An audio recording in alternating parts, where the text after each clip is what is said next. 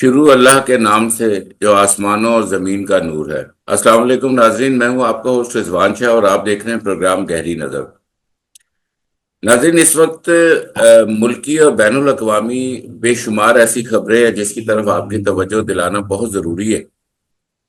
اور پاکستان میں اس وقت سیاسی صورتحال بھی کافی گرما گرمی کا شکار ہے۔ ایک طرف حکومت کی کھینچا تانی ہے آئین کے ساتھ، اور ایک طرف اپوزیشن کی جماعتیں وہ بھی ایک محاذ کے لیے تیار کھڑی ہیں۔ اس کے علاوہ بین الاقوامی خبروں میں برکس کا اجلاس ہوا تھا اور وہ بہت زیادہ اہمیت اختیار کر گیا، اور ہم یہ دیکھ رہے ہیں کہ اس کے اثرات تمام عالمی دنیا کے اوپر بہت شدت کے ساتھ ہمیں آنے والے دنوں میں نظر آئیں گے۔ اور اس تمام منظرنامے کے لیے ہم نے مدعو کیا، آپ کو پتہ ہے جمعے کو ہمارا اسپیشل پروگرام ہوتا ہے۔ برسل سے ہمارے ساتھ موجود ہے عالمی تجزیہ نگار اور ہیڈ ہے ورلڈ پیس مشن کے جناب فیصل محمد صاحب۔ السلام علیکم فیصل بھائی۔ وعلیکم السلام، اور آپ کے سامعین کی خدمت میں بھی السلام علیکم۔ وعلیکم السلام۔ فیصل بھائی، گاہے بگاہے آپ ہمیں پولیٹکس کے بارے میں اور انٹرنیشنل ایونٹس کے بارے میں بتاتے رہتے ہیں، تو حیران کن بات یہ ہے کہ جیسا آپ پورٹریٹ کرتے رہتے تھے ایک سال سے، تو مجھے سب سے زیادہ حیرت اس بات پر ہوتی ہے کہ جو باتیں آپ کہتے تھے ایک سال سے زائد ہو گیا آپ کہہ رہے تھے، وہ باتیں اتنی جلدی صحیح ہوتی جائیں گی اور اتنی جلدی نمودار ہوتی جائے گی وہ سچویشن، اس کا مجھے اندازہ نہیں تھا۔ تو پہلے ہم بات کر لیتے ہیں پاکستان سے۔ آج پاکستان کے چیف جسٹس قاضی فائز عیسیٰ صاحب، ان کا ٹینور ختم ہوا۔ ایک ایکسٹینشن کی کھینچا تانی میں انہوں نے آئین کا بھی حلیہ بگاڑ دیا، اور انہوں نے اپنے بے شمار ایسے کنٹروورشل فیصلے دیے جس کے اوپر میرا خیال ہے بات کرنا ضروری تھی۔ تو ایک تو آج وہ رخصت ہو رہے ہیں، دوسرا پاکستان کا سیاسی منظرنامہ کیسا ہوتا جا رہا ہے، کیونکہ آپ نے سب سے پہلے یہ کہا تھا کہ ستمبر بہت ستمگر ہوگا، پھر آپ نے اکتوبر کی بھی پیش گوئی کی تھی۔ تو اب یہ بتائیں کہ نومبر کے اندر آپ پاکستان کے سیاسی معاملات کس طرح کے دیکھ رہے ہیں؟ بسم اللہ الرحمن الرحیم۔ بہت شکریہ جناب۔ جہاں تک آپ کا یہ کہنا ہے کہ میری کہی بھی باتیں یا میری طرف سے دی ہوئی اطلاعات جو ہیں وہ الحمدللہ درست ثابت ہو رہی ہیں، تو اس کے جواب میں یہی کہوں گا، ھذا من فضل ربی۔ اور بس اور آپ لوگوں کی مہربانی ہے کہ آپ لوگ یاد رکھتے ہیں۔ دیکھیے، جہاں تک میں تھوڑا سا بات پاکستان کے حوالے سے آپ نے چونکہ سوال کیا ہے، تو میں یہاں یہ کہوں گا کہ قاضی فائز عیسیٰ صاحب، جن کے بارے میں آپ نے بھی کہا کہ کنٹروورشل، بلا شبہ کنٹروورشل تھا، اور صرف کنٹروورشل نہیں، بے انتہا زیادہ جسے کہتے ہیں کہ جس کو کہا ہے کہ انتہا سے زیادہ متنازع اگر دور میں کہوں تو اس میں کوئی برائی نہیں ہوگی۔ اور یہ صرف میں ہی نہیں کہہ رہا، کئی بین الاقوامی جو تجزیہ نگار ہیں جو کہ آئین اور قانون کو سمجھتے ہیں، ان کا یہ کہنا تھا کہ ان کے دور کے اندر پاکستان میں کچھ ایسے فیصلے ہوئے جو کہ براہ راست نہ صرف آئین اور قانون سے متصادم تھے، بلکہ ان کا یہ کہنا تھا کہ وہ انسانی حقوق اور انسانیت کے بھی برخلاف تھے۔ جی بالکل، اب میں یہی بات کہنا چاہ رہا تھا کہ ان کے ہوتے ہوئے پاکستان میں بدترین جو ہے نا ہمیں انسانی حقوق کی پامالی بھی نظر آئی، اور پھر ریاستی جبر اور ریاستی اغوا کے واقعات بھی بہت پیش آئے۔ جی جی، شاید غالباً یہی وجوہات ہیں کہ بین الاقوامی جو قانون پر نظر رکھتے ہیں، جو ماہرین ہیں، انہوں نے بھی پاکستان میں قاضی فائز عیسیٰ کے ایرا کو انتہائی جو ہے کنٹروورشل اور انتہائی افسوسناک قرار دیا۔ دیکھیے، اس میں سب سے بڑی چیز تو ایک یہ ہے کہ انہوں نے، آپ کو پتا ہے کہ جس طریقے سے ایک متعصبی فیصلے کیے، جس میں سب سے بڑا فیصلہ پاکستان کی سب سے بڑی جماعت پی ٹی آئی کو باہر رکھنے کے لیے ان کا جو انتخابی نشان تھا اس کو انہوں نے چھین لیا۔ اور گو کہ آپ کو پتا ہے کہ اس وقت ظاہر ہے تھوڑا بہت ہم بھی قانون کو سمجھتے ہیں، عالمی جو ہے معاملات کو دیکھتے ہیں، تو پاکستان کے آئین کو سمجھا بھی ہے، دیکھا بھی ہے، پڑھتے بھی ہیں۔ ہمیں بھی لگا تھا یہ بات کہ یہ بالکل جو ہے غلط فیصلہ انہوں نے کیا ہے، آئین کے برخلاف کیا ہے، اور جو چیزیں انہوں نے کہی تھی وہ اور جن کے ثبوت دیے گئے ہیں انہوں نے ان کو بالکل نظر انداز کیا۔ اور اس کے بعد ہوا یہ کہ جو اصل معاملہ آیا وہ یہ آیا کہ آپ نے دیکھا کہ جو ہیومن رائٹ کے حوالے سے لوگوں کو پکڑ دھکڑ آپ نے دیکھا ہو رہی تھی دنیا میں، جب کہیں کوئی بات ہوتی ہے تو عدلیہ جو ہے وہ از خود نوٹس بھی لیتی ہیں اور بہت سارے معاملات میں لوگوں کو انصاف فراہم کرتے ہیں، لیکن وہاں پر قاضی فائز عیسیٰ بالکل خاموش رہے. جی جبکہ قاضی فائز عیسیٰ کی جب ان کی جانب یہ توجہ بھی دلائی گئی کہ جناب یہ سب کچھ کیا ہو رہا ہے، تو انہوں نے کچھ ایسی مثال دی جو میں سمجھتا ہوں فی الحال میں نہیں دینا چاہتا، لیکن افسوسناک بات تھی کہ اگر آپ کو گرمی محسوس لگ رہی ہے تو آپ کچن چھوڑ کے چلے جائیں. سوال یہ بتا، اگر کچن میں آگ لگ گئی تو پہلے تو آگ کو بجھائے نا. مطلب یہ بات تو نہیں ہے نا کہ مطلب کچھ مثال کچھ انہوں نے ایسی دی، میرے نزدیک مطلب وہ بے وقوفانہ مثال تھی. پھر اصل دلائل میں مقصد بھی، یہ ہے کہ وہ سینئر وکلا کے ساتھ دلائل میں بھی وہ طنز و مزاح کرتے رہے. جی جی جی. تو مطلب یہ ہے کہ بنیادی طور پر ایک چیف جسٹس کو اس قسم کی باتیں جو ہے نا کرتے ہوئے، خاص طور پہ ہیئرنگ کے دوران جب ان سے کوئی عوام کے حوالے سے اسپیشل بات کی جا رہی ہے، اس قسم کے ریمارکس میں سمجھتا ہوں بالکل درست نہیں تھے. دوسرا آپ یہ دیکھیے کہ قاضی فائز صاحب نے سب سے پہلے ایک تو یہ کیا آپ کو کہ انتخابی نشان کے ساتھ ساتھ الیکشن کمیشن کے حوالے سے ان کے فیصلے دیکھیں آپ. الیکشن کمیشن براہ راست جو ہے، میں نے خود دیکھا، کانسٹیٹیوشن کو دیکھتا رہا کہ کس طریقے سے وہ الیکشن کمیشن جو ہے کانسٹیٹیوشن کو وائلیٹ کرتی رہی. الیکشن کمیشن سپریم کورٹ کے احکامات کو نظر انداز کرتی رہی، توہین سپریم کورٹ کی مرتکب ہوئی. اس کے باوجود قاضی فائز عیسیٰ نے ان کو پروٹیکشن دیا. یہ سب سے بڑا جرم ان کا تھا. تیسری سب سے بڑی جو تھی ان کی اقربا پروری کی مثال یہ تھی کہ 3 نشستیں آپ کو پتا ہے جن کا مسئلہ ہوا تھا، ان 3 نشستوں کی جب ری کاؤنٹنگ ہوئی تو وہ جو ہے نشستیں بھی کسی نہ کسی طرح کر کے، آپ کو پتا ہے سارا لمبا پروسیجر، وقت کم ہوتا ہے، لوگوں کو بھی پتا ہے کہ کس طریقے سے ان کو مسلم لیگ نواز کو الاٹ کر دی گئی.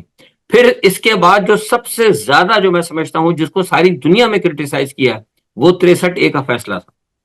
63A کے فیصلے میں انہوں نے اجازت دے دی کہ مطلب لوگ سرے عام جو ہے لوگوں کے پاس جائیں، ان سے وعدہ کریں، ان سے وعدہ کر کے ان سے حلف لیں. ایک قسم کا حلف ہی ہوتا ہے نا کہ میں آپ کے لیے کام کروں گا، آپ مجھ پہ اعتماد کریں، اور ان سے وعدہ کر کے پھر اس کے بعد آپ جا کے سرے عام اسمبلی میں وعدہ خلافی کریں، ووٹ آپ لیں جعفر کے نام پر اور کام آپ جا کے کریں خضر کے نام کے اوپر. مطلب کھلے عام طور پر منافقانہ رویہ اور اپنے آپ کو بیچنے کی یہ چیز جو ہے نا ساری دنیا میں اس کو بہت زیادہ کرٹیسائز کیا گیا، لیکن اس پر ان کو شرمندگی نہیں، بڑے فخر تھا. تو بلا شبہ میں سمجھتا ہوں کہ یہ جو ہے ایک انتہائی افسوسناک اور ایک ہمارا، میں سمجھتا ہوں کہ بلیک ایرا تھا پاکستان کا. اسٹگما اگر میں کہوں، it is a stigma of Pakistani judiciary, تو برا نہیں ہوگا. وہ آج الحمدللہ وہ ختم ہو چکا ہے. اچھا، اب آپ کیا صورتحال دیکھ رہے ہیں؟ دیکھیں پچھلے دنوں کچھ انتہائی اہم چینجز ہم نے دیکھی. ایک تو یہ کہ ہم نے یہ بات نوٹ کی کہ تقریباً 9 ماہ تک جو ہے نا وہ قید میں رکھے جانے کے بعد بشرا بی بی جو ہے ان کی رہائی ممکن ہوئی ہے، اور آج عمران خان صاحب کی دونوں بہنوں کی رہائی بھی ہو چکی ہے. تو یہ کیا مطلب، اس کے اوپر آپ دیکھ رہے ہیں کہ فیصل واڈا بھی ایک اپنا بیانیہ لے کر مارکیٹ میں پھر رہے ہیں. تو یہ آپ کو کیا کوئی ڈیل کا نتیجہ نظر آ رہا ہے یا اس کے پیچھے کچھ اور چیز ہے؟ دیکھیے فیصل واوڈا صاحب جو ہے نا وہ بادشاہ آدمی ہے، اور وہ جو خلائی مخلوق ہے نا ان کا وہ باجا ہے. تو جب کبھی خلائی مخلوق جو خود کبھی نظر نہیں آتی تو اپنا جب ان کو اعلان کرانا ہوتا ہے، تو آپ کو پتا وہ پرانے زمانے میں ڈھنڈورچی تبلچی ہوتے تھے کہ وہ آتے تبلجا مارتے تھے. تو وہ ہمارے فیصل بھائی جو ہے وہ آج کل تبلچی کا کام، وہ ڈنڈورچی کا کام وہ کر رہے ہیں. لیکن ایک بات جو انہوں نے کہی نا کہ یہ ڈیل ویل، دیکھیے ڈیل نہیں ہے یہ، میں آپ کو پہلے بتا دوں، میں نے پہلے بھی کہا تھا آپ سے، یہ ڈیل نہیں ہے بلکہ یہ تھوڑی سی ڈھیل ہے اور ایک انڈرسٹینڈنگ آپ اگر سمجھ لیں، اگر اس کو کہہ لیں تو زیادہ بہتر ہوگا. اور یہ اس لیے ہوئی ہے کہ ان کو کہا گیا ہے، جو میرے پاس اطلاعات آ رہی ہیں، میں یہ نہیں کہتا کہ دوسرے کی اطلاعات غلط ہوں گی، لیکن میں اپنی اطلاعات پہ بات کرتا ہوں، میں کسی کی اطلاعات کو چیلنج نہیں کرتا، کیونکہ وقت جو ہے ثابت کرتا ہے شاہ صاحب کہ کس کی اطلاع صحیح تھی. یہ بالکل صحیح. میرے پاس جو اطلاع ہے وہ یہ ہے کہ بشرا بیوی سے یہ بات ہوئی تھی کہ وہ فی الحال باہر جائیں گی اور باہر جا کر جو ہے ان معاملات کو خاموشی سے دیکھیں گی اور کوئی بڑے پیمانے پر کوئی پولیٹیکل ایکٹیویٹی وہ نہیں کریں گی، نمبر 1. اور خاموش رہیں گی، اور کسی حد تک اگر کوئی معاملات اگر بگڑتے ہیں تو اس کے اندر یہ ہے کہ وہ اسٹیبلشمنٹ کے ساتھ، اگر اسٹیبلشمنٹ کو ان کی مدد ہوتی ہے، حالات مطلب مدد سے مراد یا عمران کے برخلاف نہیں، مطلب حالات کو کنٹرول کرنے کے لیے اگر کوئی معاملات ہوتے ہیں، مثال تو حالات خراب ہو جاتے ہیں، یا جیسے لوگ توقع کر رہے تھے کہ اب وہ جناب آئیں گی اور بڑا جلوس نکلے گا اور نعرے لگاتے ہوئے، تو اس قسم کی کوئی چیز کے اندر وہ حصہ نہیں لیں گی. اور کچھ اس قسم کی مزید یقین دہانیاں تھیں جس کی وجہ سے ان کو چھوڑا گیا ہے، اور ساتھ میں ان کی بہنوں کو بھی چھوڑ دیا گیا ہے. اب یہ جو ڈیل کہی، دیکھیے ڈیل نہیں ہے یہ، اصل میں ایک بہت بڑا ایک میں سمجھتا ہوں کہ بیک فائر اگر میں کہہ لوں موجودہ سیٹ اپ کو، اس نظام کو ذرا سمجھنے کی بات ہے یہاں پہ. یہ یہ نظام بہتر. آپ کو یہ بہتر یہاں سے کہہ بہتر رہا تھا لفظ ہے. کہ یہ نظام جائے گا. آپ کو میں کب سے کہہ رہا ہوں یہ نظام جائے گا، کیونکہ اس نظام نے جو بھی غلطیاں کی، سسٹم نے جو غلطیاں کی، اس سسٹم کی وجہ سے ادارے جو ہے بہت زیادہ کنٹروورشل ہو گئے. اداروں کی آپ کو پتا ہے پہلے بھی ہمارے یہاں کچھ ساکھ اچھی نہیں رہی ہے، کیونکہ مداخلتیں ہماری بہت زیادہ ہوتی رہی ہیں. لیکن موجودہ جو ایک سسٹم آیا تھا، اس سسٹم نے جتنی تیزی کے ساتھ بین الاقوامی یا مغرب کے اشارے کے اوپر جو بڑی تیزی سے کہتا ہے کہ شاہ سے زیادہ شاہ کا وفادار کے طور کے اوپر جو کام انہوں نے کیے، وہ یہ سمجھتے تھے کہ شاید ہماری گرپ پوری ہے. تو وہ تو پہلے ہی گرپ تو ان کو نظر آ گئی 8 فروری کو. لیکن اس کے باوجود بھی پھر شاید ہوتے ہیں کچھ لوگ مزید جو پروگرامرز ہوتے ہیں یا ہوتے ہیں مشاورت کرنے والے، انہوں نے کہا جی کہ نہیں جناب آپ اس کو کنٹینیو کریں، ہم اس پہ قابو پا لیں گے.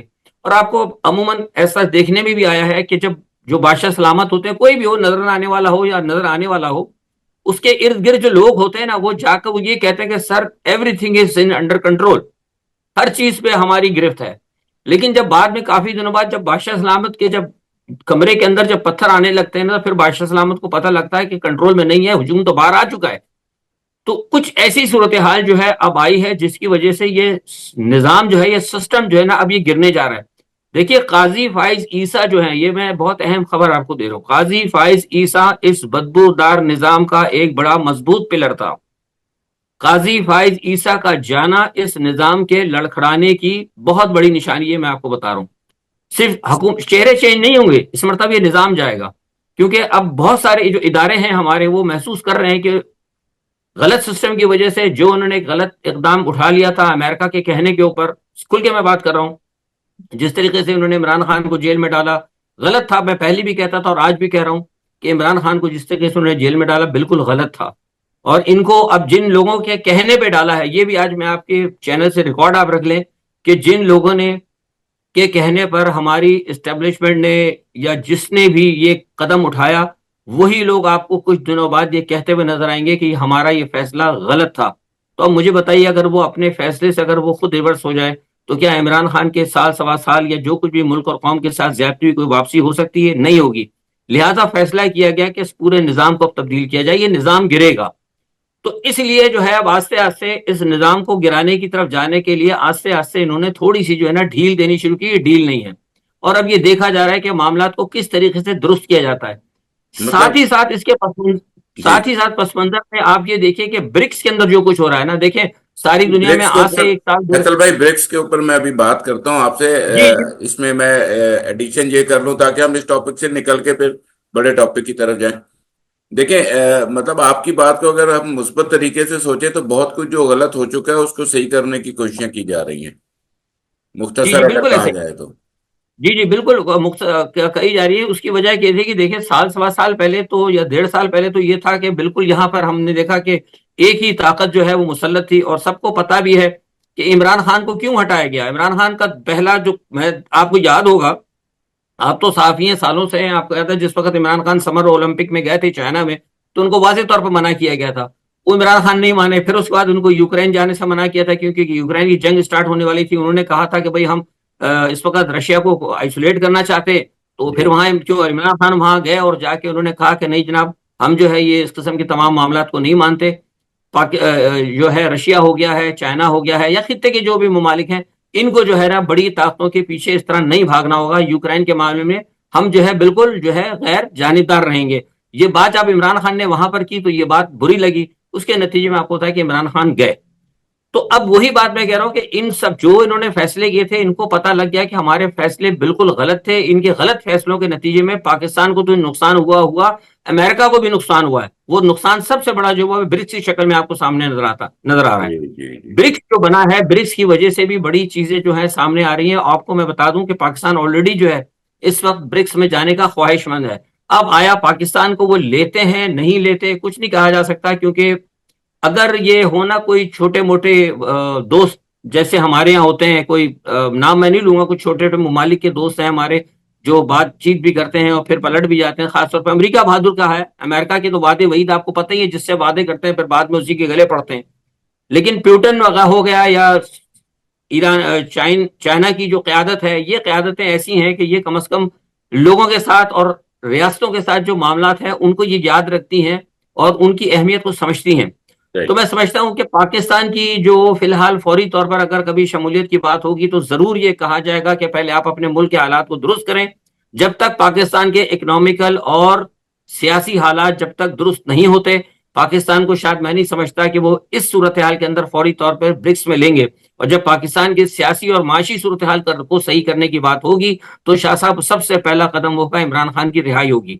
تو یہ معاملات جو ہے نا آپ کو آہستہ آہستہ اس طرف از خود جاتے نظر آئیں گے. آپ مطلب ابھی آپ یہ کا ہے اصل آپ کا کہانی. کہنے کا مقصد یہ ہے کہ آنے والے دنوں میں عمران خان کی رہائی بھی آپ قریب دیکھ رہے ہیں؟ جی ہاں، بین الاقوامی جو حالات، جو دیکھیے میں ہمیشہ ایک لفظ کہتا ہوں کہ جو کچھ بھی ہوگا بین الاقوامی سطح پر اس کے اثرات دنیا میں سب جگہ ہوتے ہیں، لیکن پاکستان پر سب سے زیادہ اثرات ہوتے ہیں کیونکہ پاکستان کی فی الحال اپنی کوئی پالیسی نہیں ہے. ہم بین الاقوامی جو بڑی طاقتیں ان کی پالیسی کو ٹو کرتے ہیں، تو اس کی وجہ سے آپ کو یہ اب تبدیلی جو نظر آ رہی ہے یہ اسی حالات کی تبدیلی کی وجہ سے آ رہی ہے. Okay, thank you. چلیں فیصل بھائی، اب ہم پروگرام کے دوسرے حصے میں چلتے ہیں، جو ایک ایسا ٹاپک ہے جس کے اوپر لوگ آپ کو بہت جو ہے وہ تجسس سے سننا چاہتے ہیں، تجسس رکھتے ہیں کہ آپ کیا جواب دیں گے. دیکھیں، اس وقت جو آپ کا ایک سٹیٹمنٹ بھی تھی اس کے مطابق کہ جو نیو ورلڈ آرڈر ہے اس کے پیرالل روس، چائنا اور ایشیا کے بے شمار ممالک، یہ انہوں نے مل کر جو بریکس والا ایک لاسٹ سمٹ تھی روس کے شہر کازان کے اندر، اس کی اب بڑی واقعی اہمیت ہو گئی ہے. تو آپ یہ بتائیں، کیونکہ اس وقت پچھلے 40-45 سال میں سب سے بڑا ایونٹ تھا جو یہ برکس کا ہوا ہے. تو برکس کی اہمیت اور اس کے عالمی اثرات، اور اسپیشلی پاکستان کے اوپر اس کے کیا اثرات ہوں گے یا اس خطے کے اوپر کیا ہوں گے، اس کے اوپر ہم چاہتے ہیں کہ آپ تھوڑا ہمیں ڈیٹیل میں بتائیں. دیکھیے برکس کا جو ہے میں سمجھتا ہوں، جیسے میں نے ابھی آپ کو پہلے بتایا کہ برکس جو ہے بلا شبہ جو ہے ایک انتہائی تیزی کے ساتھ بڑھتا ہوا ایک معاشی اتحاد ہے. اور معاشی اتحاد کے ساتھ ساتھ اس کو اب ایک جسے کہتے ہیں کہ دفاعی اتحاد کے طور پر بھی اس کے اوپر بات چیت ہو رہی ہے. اور دوسرا کہ مالیاتی بھی ہوگا. وہ چاہتے ہیں کہ ان کا اپنا بینک ہو، وہ چاہتے ہیں کہ ان کی اپنی کرنسی ہو، وہ چاہتے ہیں کہ اپنے جو برکس کے جو ممالک ہیں ان کو ڈالرائزیشن کا جو ہے پرابلم، ڈی ڈالرائزیشن کی جو مسئلہ ہے وہ، اور جو ڈالرز کی میں جو تجارت ہوتی ہے، جو لین دین آپ کرتے ہیں امریکی کرنسی کے اندر، اس میں آپ نے دیکھا کہ کئی بار جو ہے آپ کو امریکہ کی طرف سے بے انتہا سیاسی جو ہے پابندیاں آپ کے اوپر آتی ہیں. اچانک امریکہ جو چاہتا ہے پابندیاں لگا دیتا ہے. بہت ساری چیزیں جو ہیں جو امریکہ نے ایک بطور ایک سپر پاور ہونے کے ناطے جو کئی بہت ساری جو ہے تجارتی، معاشی اور سیاسی، میں ایسے کہوں گا کہ بدماشیاں اگر آپ کہیں تو بلیک میلنگ جو ہے جو امریکہ عموماً کرتا رہا، ہمارے ملک میں بھی پاکستان میں بھی آپ دیکھتے رہے. تو ان سب چیزوں کی وجہ سے یہ ایک جو ہے ایک سوچ پیدا ہوئی تھی کہ ایک سپر پاور جو ہے نا اس کے فیصلے جو ہیں یہ درست نہیں ہے، اور ہمیں کہیں نہ کہیں کچھ اس کے متبادل جو ہے ایک ایسا سسٹم لانا ہوگا، ایسا ایک اتحاد لانا پڑے گا جو کہ معاملات کو درست لے کے چلے، اور وہ بڑی طاقتوں کے جو غیر منصفانہ جو فیصلے ہیں ان کے آگے وہ ایک جس کیا کہتے ہیں کہ ایک دیوار بن سکیں یا انہیں روک سکیں. تو ایگزیکٹلی برکس کا جو تصور تھا وہ یہی تھا. اور اس مرتبہ جو آپ دیکھیں اس سے پہلے کانفرنس ہوتی رہی، اس کانفرنس میں تھوڑا سا بات کروں میں آپ کو مختصراً. دیکھیے اس کانفرنس کے اندر سب سے بڑی بات ہے کہ اقوام متحدہ کی سیکرٹری جنرل گوتریس کا شامل ہونا پہلی سب سے بڑی علامت ہے. اس کے اوپر بہت جی بات ہاں، ہوئی ہے. جی ہاں، بہت بہت بہت اہم بات ہے. اور خاص طور پر نہ صرف ان کا شامل ہونا، اور یہ ان کا یہ کہنا، گوتریس نے کہا کہ سیکرٹری جنرل نے کہا کہ عالمی تعاون کے اندر میں سمجھتا ہوں کہ برکس کی جو اہمیت ہے اس کو نظر انداز نہیں کیا جا سکتا. تو ان کے یہ الفاظ جو ہے نا یہ اس بات کی واضح علامت ہے کہ برکس جو ہے وہ حقیقت میں ایک طاقت بن کے ابھرا ہے. جہاں تک میں بات کر رہا تھا، دیکھیے جو میں نے کہا کہ ایک سپر پاور ہے یا ایک جو ایک ورلڈ آرڈر بنا ہوا تھا، پرانا ایک ورلڈ آرڈر تھا جس کے تحت امریکہ اور یہ چند یورپی ممالک جو ہیں جن کے پاس کے ویٹو کا اختیار ہے، یا مالیاتی یا G7 یا جو بڑے ممالک ہیں یا G5 جو بھی آپ سمجھتے ہیں، بہت سے لوگ مختلف نام دیتے ہیں ان لوگوں کو، تو وہ جس طریقے سے دنیا کو اپنے حساب سے چلانا چاہ رہے تھے اور اپنی سیاست اور اپنے معاملات کے تحت مد نظر رکھ کے جو ایک دنیا کے نظام کو چلانا چاہتے تھے، اس کے اگینسٹ جو ہے نا یہ برکس جو ہے نا، یہ برکس جو ہے ایک بہت بڑا جو ہے ایک متبادل جو ہے نا، یہ ایک طاقت بن کے ابھرا ہے، اس میں کوئی شک نہیں ہے. اور اب اس میں جیسے میں نے کہا تھا کہ کئی ممالک ہیں، طاقتور ممالک بھی ہیں، اگر یہ دفاعی اتحاد کی طرف چلا جاتا ہے تو یہ بہت بڑا اتحاد ہوگا. اور آپ دیکھیں کہ نیٹو جو ہے، نیٹو جب سے آیا ہے، نیٹو نے اس وقت سے لے کے آج تک نیٹو نے کیا کیا ہے، کتنے ممالک میں آپ دیکھیں جنگ و جدل ہوا. کسی زمانے جب لارڈ رابنسن تباہی تھے اس کی ہے وقت تو، بس.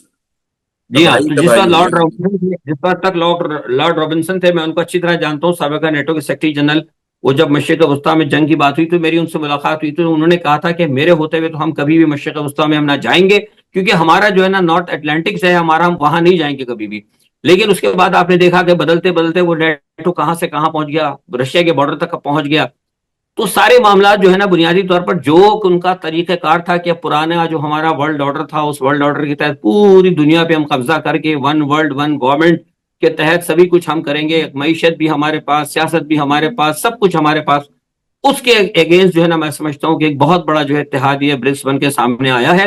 اور اس کے آنے کی وجہ سے اب آپ دیکھیے اس کے اندر اگر ہندوستان ہے، ایک نیوکلیر پاور ہے، چین ہے، ایک نیوکلیر پاور ہے، رشیا ہے، ایک نیوکلیر پاور ہے، یہ تین. اور اب کہیں نہ کہیں ایران بھی، میں آپ کو پہلے بتا چکا ہوں کہ ایران کو بھی آپ نیوکلیر پاور سمجھیں، یہ میں آپ کو پہلے بھی کہتا ہوں اور آج بھی کہہ رہا ہوں کہ ایران جو ہے نیوکلیر پاور ہے، انڈیکلیئر ہے لیکن نیوکلیر پاور ہے، اس میں کوئی شک نہیں. تو چار بڑے نیوکلیر ملک، پاکستان تو خیر ابھی باہر الگ تھلگ کھڑا ہوا ہے. تو میں سمجھتا ہوں کہ یہ یہاں پہ جو ایک ملکوں کا جو اتحاد ہوا ہے، اور پھر جو انہوں نے اپنی کرنسی کا جو اعلان کیا ہے، یہ بلا شبہ جو ہے نا، یہ جو آپ کا جو پرانا امریکن کا ویسٹ کا جو ورلڈ آرڈر تھا، اس کو یہ چیلنج کرے گا.